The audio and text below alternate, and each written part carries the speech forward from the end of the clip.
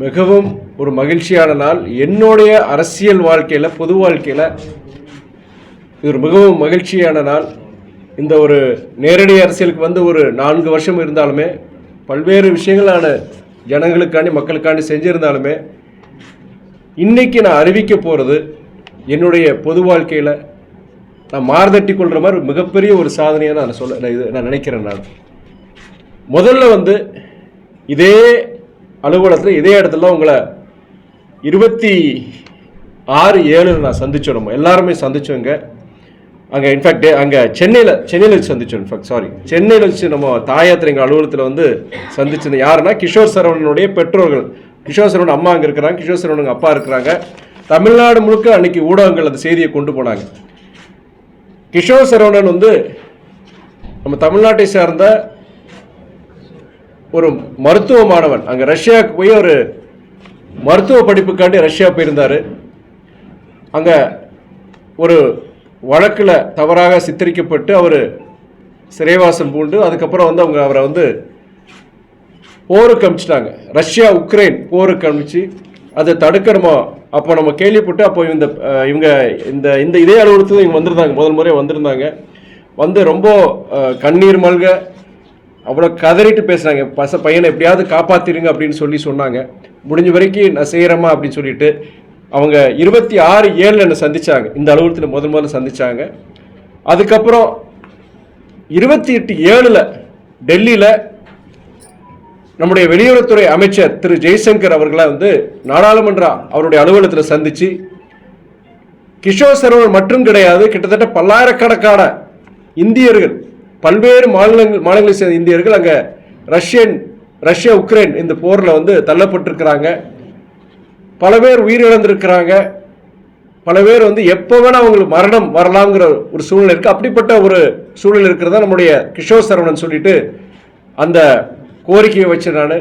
அது மட்டுமல்ல, ஒரு கையெழுத்து இயக்கம், ஒரு சிக்னேச்சர் கேம்பெயின், இந்தியாவில் இருக்கிற 15 முக்கியமான அரசியல் கட்சிகளை சார்ந்த 68 நாடாளுமன்ற உறுப்பினர்கள் அவங்களை சந்திச்சு அவங்ககிட்ட இந்த பிரச்சனையை பற்றி சொல்லி, இது தமிழ்நாட்டுடைய பிரச்சனை மாத்திரம் கிடையாது, இந்தியாவில் உள்ள பல்வேறு மாநிலங்கள் ஏழை எளிய குடும்பத்தை சார்ந்தவர்கள் இவங்க எல்லாமே ஒரு 70,000 சம்பளம் 60,000 சம்பளம் கிடைக்கும்னு சொல்லிட்டு அங்கே ரஷ்யாவில் போய் இது மாதிரி சிக்கிக்கிட்டவங்க அப்படின்னு சொல்லிட்டு கிட்டத்தட்ட 68 நாடாளுமன்ற உறுப்பினர்கிட்ட கையெழுத்து வாங்கினார். அதில் குறிப்பாக எல்லா கட்சிகள், இதில் ஆளுங்கட்சி எதிர்கட்சி எதுவும் இதில் வந்து அரசியல் எல்லைகளை கடந்து இவங்களை காப்பாற்றுன்னு சொல்லிட்டு நம்ம கையெழுத்து வாங்கினோம். அதில் குறிப்பாக நம்மளுடைய மக்களவை எதிர்கட்சி தலைவர் சகோதரர் திரு ராகுல் காந்தி, நம்முடைய சகோதரர் அகிலேஷ் யாதவ் உட்பட எல்லார்கிட்டையும் கையெழுத்து வாங்கி நம்முடைய மாண்புமிகு பிரதமர் திரு நரேந்திர மோடி அவரை போய் என்னைக்கு சந்திச்சுன்னா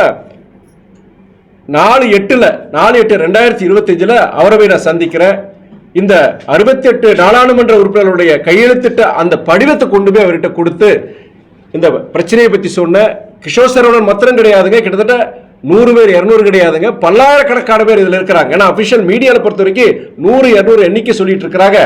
நான் நேரடியாக பாதிக்கப்பட்ட குடும்பங்களை சந்திச்சேன். கிஷோர் சரவணன் பிரச்சனை எடுத்த உடனே தமிழ்நாடு மாத்திரம் கிடையாது, பஞ்சாப், உத்தரப்பிரதேஷ், ஹரியானா கிட்டத்தட்ட பல குடும்பங்கள் என்ன சந்திச்சாங்க. டெல்லியில் சந்திச்சாங்க.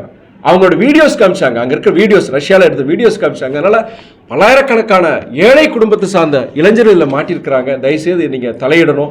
இதோடைய வீரியம் மிகப்பெரிய ஒரு பிரச்சனை சொல்லிட்டு அந்த பிரச்சனையுடைய வீரியத்தை பற்றி சொல்லும்போது பிரதமர் அவர்கள் அதை உள்வாங்கிட்டு கண்டிப்பாக நான் நடவடிக்கை எடுக்கிறேன்னு சொல்லிட்டு அப்புறம் அதுக்கப்புறம் நான் நம்முடைய வெளியுறவுத்துறை நம்ம செயலாளர் திரு விக்ரம் மிஸ்ரி அவரையும் பல முறை நான் சந்திச்சிருக்கிறேன். நான் அது இல்லாமல் நம்முடைய ரஷ்யனுடைய தூதரகம் டெல்லியில் இருக்கிற அங்கே இருக்கிற துணை தூதர் திரு ரோமன் புபிஷ்கின் அவரையும் போய் சந்தித்து அவர் நம்முடைய கிஷோர் சரவணனுடைய பாஸ்போர்ட், விசா மற்ற எல்லா டீட்டெயில்ஸ் கொண்டு போய் அவர் எந்த வித வழக்கில் கைது செய்யப்பட்டிருக்கிற எல்லாம் செஞ்சு அவர்கிட்டயும் நான் சொல்லியிருந்தேன். நான் அதுக்கப்புறம் நான் 2ஆம் முறை நம்முடைய பிரதமர் அவர்களையும் சந்தித்து ரொம்ப அப்போ அந்த பையனுக்கு உயிருக்கே ஆபத்து ஏற்பட்டிருக்கு, எப்போ வேணால் அவர் போர் முனைக்கு அனுப்பப்படலாம்ங்கிற தகவல் வருது அப்படின்னு நம்ம சொல்லும் பொழுது அந்த தகவலை சொல்லியிருந்தாங்க. இதுக்கு மத்தியில் என்னென்னா கிஷோர் சரவணன் அங்கே போருக்கு அனுப்பிச்சிட்டாங்க.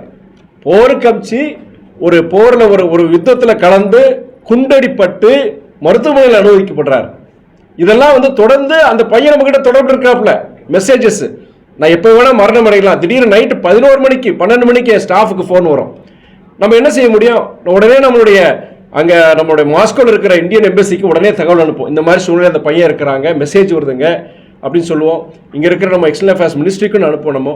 எப்படி இவங்களுடைய கிஷோர் சரோனுடைய தாய் தந்தையார் தத்தளிச்சாங்களோ, அதாவது ஒரு மகனோ ஒரு பிள்ளையை இழக்கிறது ரொம்ப ரொம்ப கஷ்டமான விஷயம். ஒரு நோய்வாய்ப்பட்டு மரணிக்கிற அது பெரிய விஷயம், விபத்து. ஆனால் நல்லா இருக்கிறான், அந்த மகன் நல்லா இருக்கிறான், ஆனால் எப்போ வேணா மரணிக்கலாம் அப்படிங்கிற காப்பாற்ற முடியலையேங்கிற ஒரு இது பார்த்தீங்கன்னா எந்த பெற்றோருக்கும் வரக்கூடாது. நான் இந்த ஒரு 4 வருடங்களில் பல்வேறு சம்பவங்களை நான் அனுபவிச்சிருக்கிறேன். நான் ஒரு பிள்ளைகள் 2 பிள்ளைகளுடைய பெற்றோருங்கிற அந்த இதனால அந்த வேதனை எனக்கு தெரியும். எனக்கு ஒவ்வொருத்தருக்கும் உங்களுக்கு தெரியும் உங்களுக்கு. அப்படி நான் இதை ஆனால் கடைசியாக தொடர்ந்து வெளியுறவுத்துறை செயலாளர்கிட்ட சொல்லி அவங்களும் இந்த முயற்சி எடுத்தாங்க. நான் யாரையும் நான் இது குறை சொல்ல மாட்டேன். ஏன்னா அது மிகப்பெரிய 2 நாடுகளுக்கு இடையான ஒரு பிரச்சனை, இதில் பல்வேறு சட்ட சிக்கல்கள் இருக்கு. அப்படி தொடர்ந்து முயற்சி எடுத்ததன் அடிப்படையில் கடைசியில் அங்கே ரஷ்யா நீதிமன்றத்தில் ரஷ்யா ராணுவ நீதிமன்றத்தில் நம்முடைய கிஷோர் சரவணன் அங்கே ஒரு விசாரணை நடத்தி அவருக்கு அவர் அதுக்கப்புறம் விடுவிச்சு அவர் ரஷ்யா உக்ரைன் போர் முனையிலேருந்து அங்கேருந்து அவர் விடுவிச்சு ரஷ்யாவுக்கு அனுப்பிச்சிட்டாங்க. ரஷ்யா குடியுரிமை கொடுத்துருக்குறாங்க. அவர் 2 வருஷம் மருத்துவம் படிச்சிருக்கிறாரு. இனி ஒரு 3 வருஷம் இலவசமான மருத்துவ படிப்பு அவருக்கு கிடைக்கலாம். ஆனால் எனக்கு பொறுத்த வரைக்கும் அந்த பையன் திரும்பி இங்கே வந்துடுறது தான் உகந்ததுன்னு நான் நினைக்கிறேன். ஆனால் சாதாரண ஏழைப்பாளைகள் இவங்கெல்லாம் பெரிய நடுத்தர குடும்பத்தோட கீழே இருக்கிறவங்க இவங்க எல்லாமே இந்த ஒரு வாய்ப்பு கிடைக்காத. இங்கே இந்தியாவுக்கு வந்த மருத்துவ படிப்பெல்லாம் ரொம்ப செலவாகுமே, இனி மறுபடியும் வெளிநாடுகளில் போய் படிக்க முடியாதுன்னு சொல்லிட்டு அந்த பையன் அங்கே படிக்கணும்னு நினைக்கிறான். ஆனால் பெற்றோர்களும் சரி நாங்களும் சரி திரும்பி எப்படியா வந்திருப்பான்னு சொல்லிட்டு இப்போ நான் வெளியுறவுத்துறை செயலர் திரு விக்ரம் மிஸ்ரி போன வாரம் கூப்பிட்டுருந்தார், பேசியிருந்தார். அப்போ அவனுக்கு இப்போ இந்தியாவுக்கு வர்றதுக்கு உண்டான அந்த டாக்குமெண்டேஷன் ப்ராசஸ் எல்லாம் நாங்கள் பண்ணிட்டோம். எப்போ வேணால் அவன் திரும்பினான். அவனுக்கு அந்த கல்லூரி கிட்டத்தட்ட 1 வருஷம் ஆயிடுச்சு. அந்த கல்லூரிக்கு போய் அங்கே போய் அந்த ஃபார்மாலிட்டிஸ்லாம் மற்ற ஃபார்மாலிட்டிஸை முடிச்சுட்டு எப்போ வேணால் இந்தியாவுக்கு அவர் திரும்பலாம். நாங்கள் அலைபேசியில் பேசியிருக்கேன், இவங்க பெற்றோர்கிட்டையும் பேசியிருக்கிறாப்புல. இதுதான் அந்த ஒரு விஷயம். 2வது நீங்கள் ஒரு சுருக்கமாக சொல்லியிருக்கோம், உங்கள் கருத்து சொல்லியிருக்கோம். தம்பி ரொம்ப உட்காந்துட்டு பேசு. எல்லாருக்கும் வணக்கம். எங்கள் பையன் மாட்டம் எல்லாரும் ரொம்ப கஷ்டப்பட்டுனாங்க. சார்கிட்ட வந்த உடனே எங்களுக்காக அவன் பையனுக்காக எல்லாருக்காகவும் சொல்கிறாங்க. இருந்தாலும் எங்கள் பையனுக்காக தான் முயற்சி எடுத்து செஞ்சாங்கன்னு எங்களுக்குள்ள ஒரு நம்பிக்கை. கடவுளாக அனுப்பினவர் சார் எங்கள் பிள்ளையை காப்பாற்றி கொடுத்தாங்க. பேர் பாளையங்கோட்டை சிதம்பரம் பக்கத்தில் பாளையங்கோட்டை.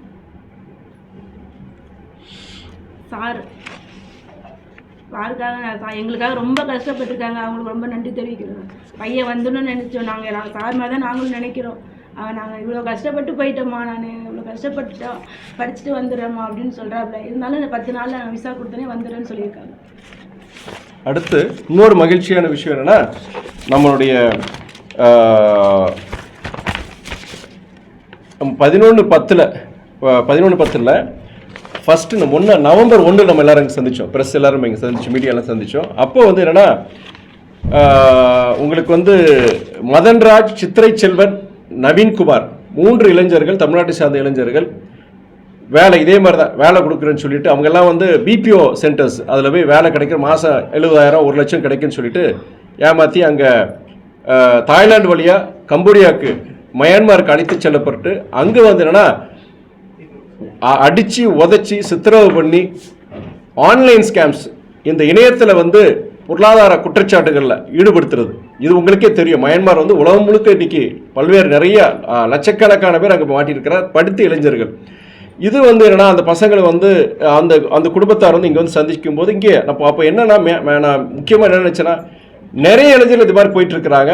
ஒரு விழிப்புணர்ச்சி வரட்டும், குறிப்பாக படித்த இளைஞர்கள்கிட்ட மயான்மார் கொஞ்சம் தவிர்க்கணும். மயான்மாரில் மொத்தம் கிடையாது, மயான்மார் சுற்றி இருக்கிற நாடுகளில் இந்த பிரச்சனை நடந்துட்டு இருக்கு.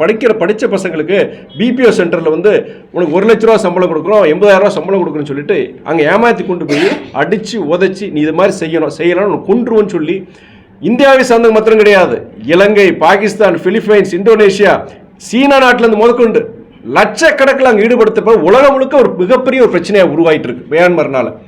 அப்போ வந்து இது ஒரு விழிப்புணர்ச்சி வரணும். இன்னைக்கு பசங்க பொறுத்த வரைக்கும் மியான்மர் போன்ற நாடுகளை தவிர்க்கணும்னு சொல்லிட்டு அப்போ ஒரு ப்ரெஸ் மீட் நம்ம வச்சுருந்தோம். அரசாங்கத்துக்கு நம்ம ஒன்றிய அரசாங்கம் இந்த பிரச்சனையை பற்றி நம்ம சொல்லியிருந்தோம். இது விஷயமா அன்னைக்கே முதல் நவம்பர் 1ஆம் தேதியே வெளியுறவுத்துறை அமைச்சருக்கு வந்து இதுக்குண்டான மனு வந்து மின்னஞ்சல் மூலியமாக நான் அனுப்பிச்சிட்டு, அதுக்கப்புறம் நாடாளுமன்ற குளிர்கால கூட்டத்தொடர் அப்போ 12 டிசம்பரில் வெளியுறவுத்துறை அமைச்சர் நம்முடைய ஜெய்சங்கர் அவர்களை சந்தித்து இந்த பிரச்சனையை பற்றி சொல்லி இந்த மனுவை நான் கொடுத்துருந்தேன். நான் தொடர்ந்து அதுக்கு நம்ம முயற்சி எடுத்துகிட்டு இருந்தோம். அதுக்கப்புறம் அவருடைய செக்ரட்டரி விபூதிநாத் பாண்டே அவர்கிட்ட இருந்து ஒரு சில நாட்கள் கழித்து ஒரு தகவல் வந்தது. நீங்கள் சொல்கிற அந்த 3 பேரை வந்து அவங்க எங்கே இருக்கிறாங்க நாங்கள் பார்த்துட்டோம், அதனால் பத்திரமா அவங்கள மீட்டு நாங்கள் கொண்டு வந்துடுவோம், நீங்கள் பயப்பட வேண்டியதுன்னு சொல்லிட்டு அதுக்கப்புறம் சில வாரங்கள் கழித்து இப்போ சில வாரங்களுக்கு முன்பு அங்கே வெளியுறவுத்துறை அமைச்சகத்தில் எனக்கு ஒரு தகவல் வந்தது. அவங்க மீட்கப்பட்டுட்டாங்க, டாக்குமெண்டேஷன் ப்ராசஸ் நடந்துட்டு இருக்கு, வந்துடும். ஸோ அந்த பசங்களும் இங்கே வந்துட்டாங்க. அந்த பசங்க 3 பேர் பின்னாடி உட்காந்துருக்குறாங்க. ரொம்ப சந்தோஷம். 2 பேர் வந்து தூத்துக்குடி மாவட்டம், ஒருத்தர் வந்து தென்காசி மாவட்டம் நினைக்கிறேன், விருதுநகர் மாவட்டம். அவங்க 3 பேரும் வந்துட்டாங்க. எல்லாம் அவங்க அந்த 2 பேர் பார்த்தீங்கன்னா சாதாரண ஒரு உப்பளத்தில் வேலை செய்கிற உங்களுடைய பிள்ளைங்க 2 பேர். இன்னொருத்தர் விவசாய குடும்பம் நினைக்கிறேன், விவசாய வேலைக்கு போகிறவங்க. அவங்களுக்கு ஒரு வழி தெரியல.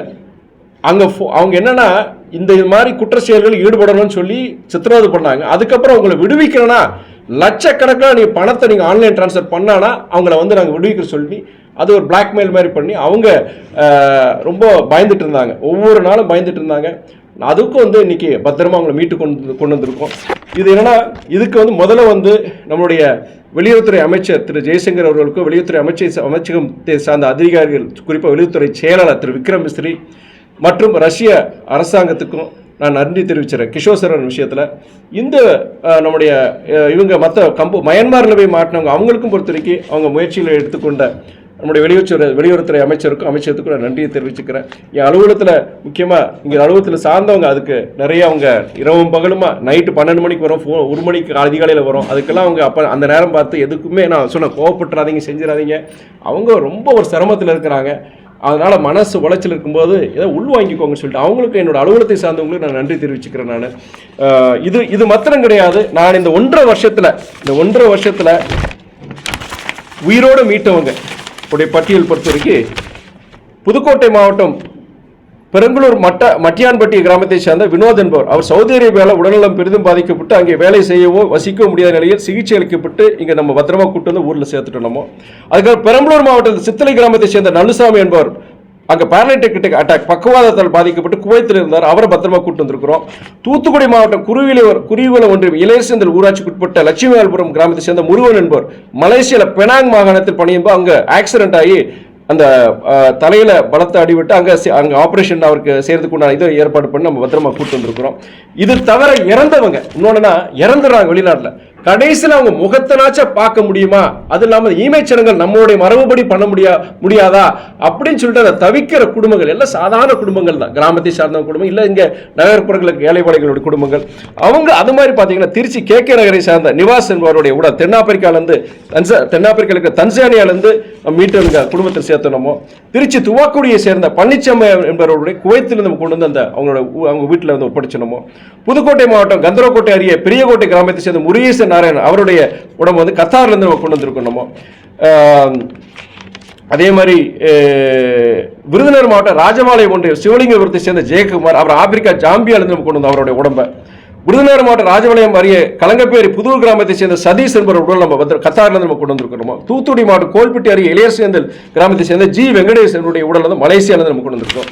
இது போன்ற விஷயங்கள் பொறுத்தவரைக்கும் என்னன்னா இந்த மாதிரி சாதாரண குடும்பங்களுக்கு உதவி செய்யக்கூடிய வாய்ப்பு எனக்கு கிடைச்சிருக்கு.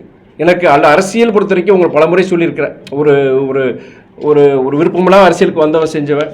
இன்னைக்கு பொறுத்த வரைக்கும் ஒரு கஷ்டமான சூழ்நிலை எனக்கு மனசு ஆறுதல் கொடுக்குற பெரிய விஷயம் என்னன்னா, இது போன்ற சாதாரண குடும்பங்களுக்கு அவங்களுக்கு வந்து அவங்களுடைய ஒரு வேதனையை போக்கக்கூடிய ஒரு இதை எனக்கு ஒரு வாய்ப்பு கொடுத்துருக்கு, இந்த அரசியல் கொடுத்துருக்கு. அதை நினைச்சு நான் சந்தோஷப்படுறேன். வேற ஏதாவது கேள்வியில் கேட்கணும்?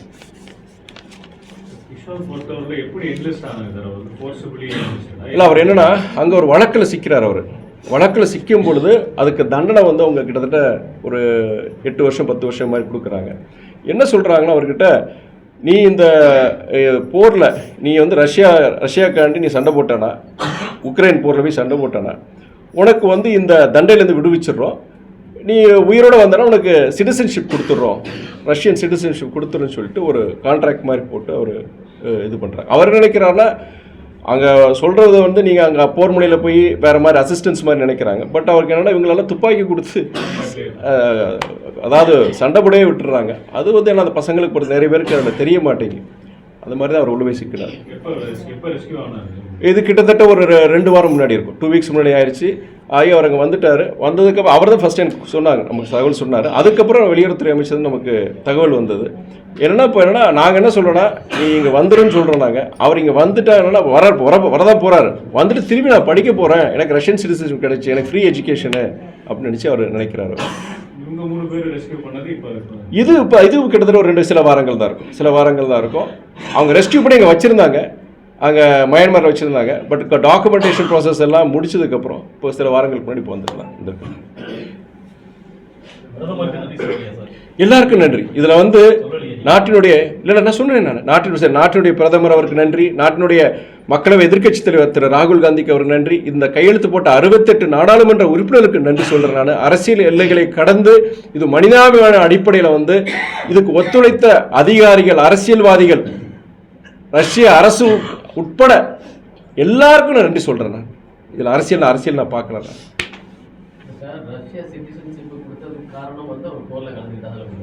அது என்னன்னா போரில் கலந்துக்கிட்டது மாத்திரம் கிடையாது. ஆமாம், அவங்க என்னன்னா இன்னைக்கு ரஷ்யா உக்ரைன் போரில் வந்து இன்னைக்கு இந்தியாவிலேருந்து மாத்திரம் கிடையாது. இந்தியாவில் இப்போ இலங்கையில் இருக்கு, சரி, பாகிஸ்தானு, இந்தோனேஷியா, பிலிப்பைன்ஸு, ஏன் ஆப்பிரிக்காலேருந்து கூட, ஆப்பிரிக்காவில் பல நாடுகள்லேருந்து இன்னைக்கு அங்கே அந்த யுத்தத்தில் ஈடுபட்டிருக்கிறாங்க. நார்த் கொரியாவும் இருக்கிறவங்களும் அதில் ஈடுபட்டிருக்கு, இராணுவம் அதில் ஈடுபட்டிருக்கு. அவங்களுக்கு வந்து ஆள் தட்டுப்பாடு இருக்க போய் தான் இது மாதிரி பண்ணுறாங்க. இன்னைக்கு பஞ்சாப்லேருந்துலாம் பார்த்தீங்கன்னா கிட்டத்தட்ட ஆயிரக்கணக்கான பேர் இருக்கிறாங்க பஞ்சாப்லேருந்து. அது என்னன்னா ஏஜென்ட்ஸ் இருக்கிறாங்க, இதில் ஏஜென்ட்ஸ் இருக்கிறாங்க. அவங்க என்ன பண்ணுறாங்கன்னா அவங்க தான் இந்த வேலைகள் செய்கிறாங்க. அது இந்திய அரசாங்கமும் அதை வலியுறுத்துகிறாங்க. இப்போ நிறைய அதை தடுக்கிறதுக்குள்ள நடவடிக்கைகள் எடுத்துருக்கிறாங்க. ரஷ்ய அரசாங்கமும் அவங்க ஒரு இதுக்குண்டான அறிவிப்புகள், எச்சரிக்கைகளை கொடுக்குறாங்க. இந்த மாதிரி ஏஜென்ட்ஸ் சொல்கிறாங்க. அவங்க ஏஜென்ட்ஸ் என்னன்னா அது எப்படி அவங்க ஏஜென்ட்ஸ் எதுக்காண்டி இதை செய்கிறாங்கன்னு தெரியல. ஆனால் அந்த ஏஜென்ட்ஸ் மூலியமாக தான் அந்த ரெக்ரூட்மெண்ட் ப்ராசஸே செய்கிறாங்க. முக்காசி மாதிரி கொரியர் கம்பெனி வேலையை தான் சொல்கிறாங்க. ஆனால் அங்கே போய் என்னன்னா ஒரு வாரத்தில் அவங்களுக்கு பயிற்சி கொடுத்து துப்பாக்கியை கொடுத்து அனுப்பிச்சிடுறாங்க. ஒரு வாரம் கூட கிடையாது, சில பேர் 3 நாள் 4 நாளில் அனுப்பிச்சிடுறாங்க. இதில் என்னென்னா மகாராஷ்டிராவை சார்ந்த ஒரு பையன்லாம் பார்த்து 21 வயசு தான் அந்த பையனுக்கெல்லாம். அவங்க பெற்றோர்கள்லேருந்து எனக்கு அலைபேசியில் தான் பேசியிருந்தாங்க. இதெல்லாம் தெரிஞ்சுக்கிட்டு பேசும்போது ரொம்ப எனக்கு மனவேதனையாக இருந்தால். அதில் அந்த பையனுடைய தங்கச்சி அன்னைக்கு ரக்ஷாபந்தன் அன்னைக்கு, அடுத்த ரக்ஷாபந்தனா தான் என் அண்ணன் வந்து என் கையில் வந்து கட்டமாட்டேன் அழுதுகிட்டே பேசி, அதெல்லாம் மறக்கவே முடியாது. இது வந்து என்னன்னா இது வந்து நம்ம இந்திய அரசாங்கம் இனியும் இதில் கவனம் செலுத்தி, ஏன்னா அதில் போய் சிக்கிறதெல்லாம் பார்த்தீங்கன்னா எல்லாம் சாதாரண அதாவது ஏழை வீட்டு பசங்க தான். சரி, எங்கள் 70,000 80,000 சம்பளம் கிடைக்குதே செய்தே, நம்ம போனால் குடும்பத்தை நல்லா இது கொண்டு வந்துடலாம்னு சொல்லிட்டு தான் போய் சிக்கிறேன். இப்போ கிட்டத்தட்ட அஃபிஷியலாக இந்திய அரசாங்கங்களுடைய இதுபடி கிட்டத்தட்ட ஒரு 100 சொச்சம் பேர் வந்து அவங்க அரசாங்கமே அவங்கள காப்பாற்றி கொண்டு வந்திருக்கிறாங்க. அது போன வருஷம் காப்பாற்றி கொண்டு வந்திருக்கிறாங்க. பட் அந்த எண்ணிக்கை ரொம்ப குறைவு. ஏன்னா அங்கே இருக்கிறதுக்கு பலாயிரக்கணக்கான பேர் இருக்கிறாங்க. நம்ம உங்களுடைய ப்ரெஸ் மீடியாலாம் பார்த்தீங்கன்னா ஏதோ ஒரு 400 பேர் 500 பேர் நிறைய வச்சிருக்கிறீங்க.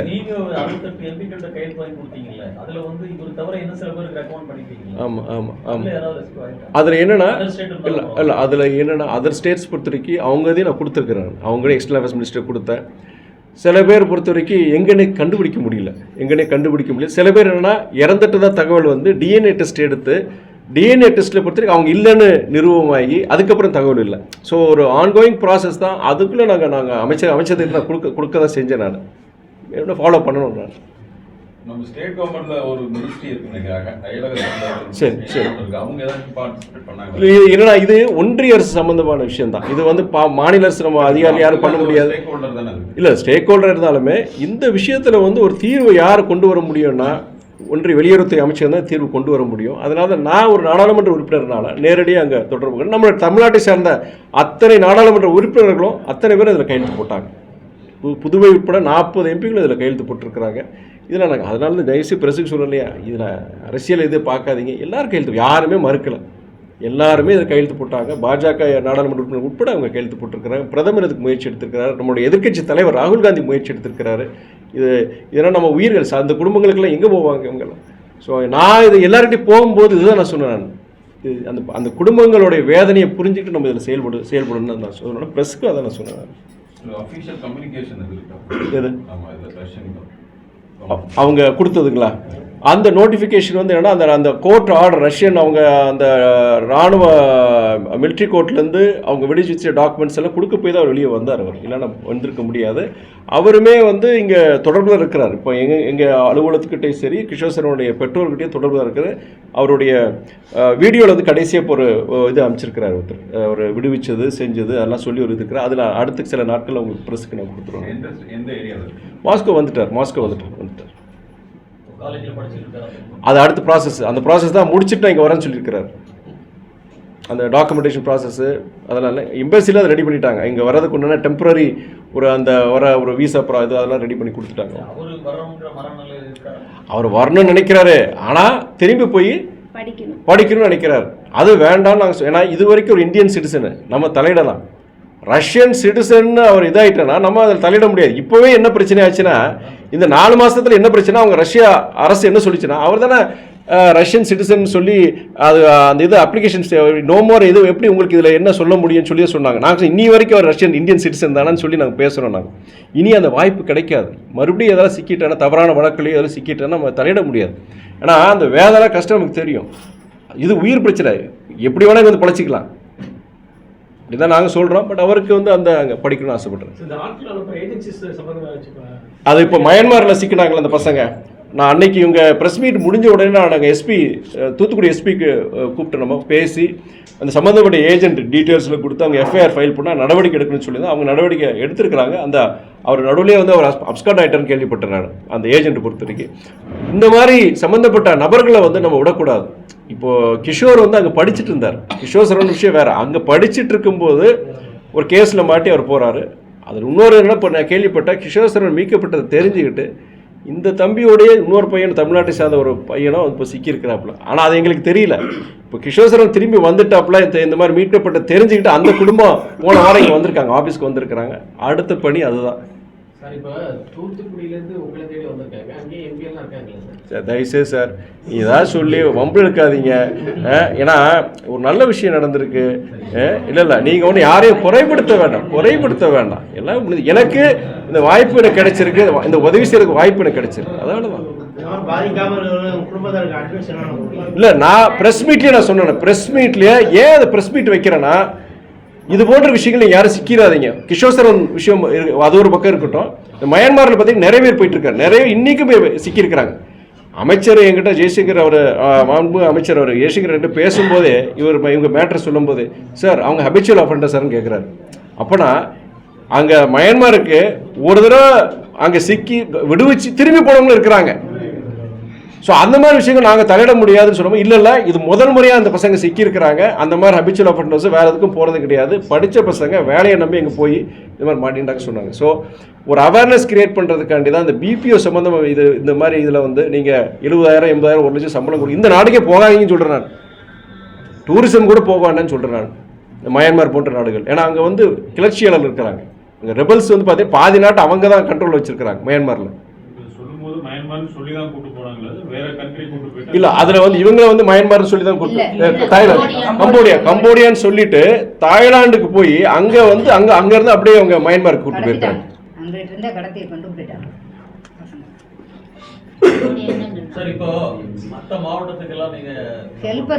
ஒரு திருச்சியில இந்த 1.5 ஆண்டுகள்ல உங்களுடைய சேவையை மக்கள் அங்கீகரிச்சிட்டாங்களா? ஏன்னா நீங்க ரொம்ப கிரவுண்ட் லெவல்ல இறங்கி வேலை பார்க்குறீங்க, அதை எப்படி ஃபீல் பண்றீங்க? நான் எனக்கு என்னன்னா, இல்லை எனக்கு பொறுத்த வரைக்கும் என்ன, நான் யாருக்கும் சொல்லிட்டேன், பொது வாழ்க்கைங்கிறது என்ன, நான் என்னுடைய நிலைப்பாடு நான் சொல்லிட்டேன். நான் எனக்கு வந்து இந்த மாதிரி விஷயங்களில் இந்த விஷயங்களாக இருக்கட்டும், தொகுதிக்குட்பட்ட பணிகளாக இருக்கட்டும், ஏன் மனசாட்சிக்கு இது பண்ணி நான் வந்து அதில் நான் பணியாற்றுறேன். எனக்கு அதில் நிறைவு கிடைக்குது. எனக்கு இதில் அங்கீகாரம் கிடைச்சிரும், இல்லை அடுத்த முறை இவர் இங்கே போட்டி போட போகிறாரா, அதெல்லாம் எனக்கு நம்பிக்கையும் கிடையாது.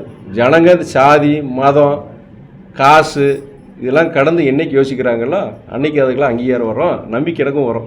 இப்போதைக்கு அதெல்லாம் கிடையாது. ஏன் இன்றைக்கி ஒரு வாய்ப்பு கிடைச்சிருக்கு, இந்த வாய்ப்பு எனக்கு எங்கள் கட்சி மதிமுக கொடுத்துருக்கு, கூட்டணி தலைமை கொடுத்துருக்கு. அதை வச்சுட்டு நான் அந்த கடமை செய்யணும். இல்லை எம்பி எனக்கு வந்து கிழிச்சாருன்னு சொல்லுவாங்க. ஏன் மனசாட்சி அதே நேரத்தில் இந்த மாதிரி குடும்பங்கள் சாதாரணவங்க இது போல் இந்த விஷயங்கள் விட்டுருங்க.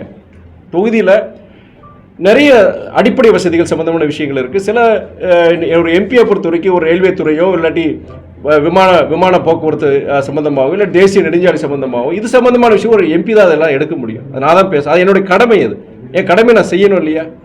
அதன் அடிப்படையில் நான் செயல்படுறேன். மாநில அரசோட ஒத்துழைப்பு எப்படி இருக்கு? அதெல்லாம் எந்த குறைபாடுங்க? எந்த திட்டங்கள் இல்லை ஜி கார்னர் பொறுத்த வரைக்கும் மாநில அரசுக்கு ஜி கார்னர் சம்மந்தமே கிடையாது.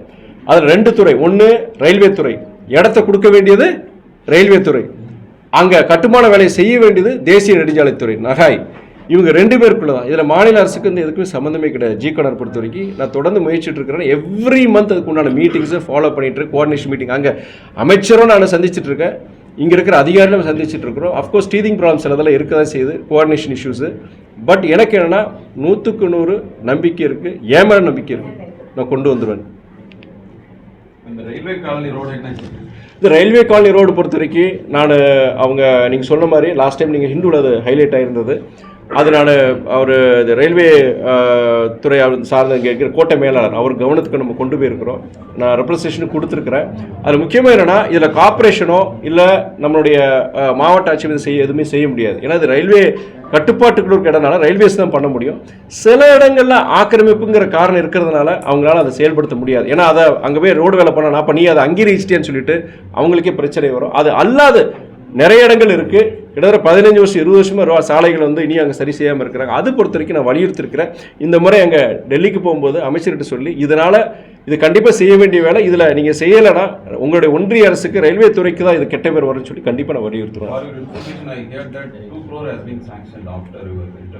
Thank you so much. எனக்கு தெரியல அப்படி ஒரு 2 கோடியே சாங்ஷன் பண்ணியிருக்காங்கன்னா எனக்கு ரொம்ப ரொம்ப சந்தோஷம். Thank you for the information.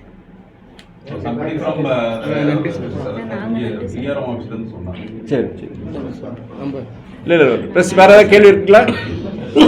Over சொல்லுங்க நீங்கள் ஏதாவது சொல்ல வேண்டியிருக்குமா? இங்கே இதில் அவங்க சொல்லட்டும். அவங்க முதல்ல பேசுறீங்க. நீங்கள் யாராவது சொல்ல வேண்டியிருக்கா?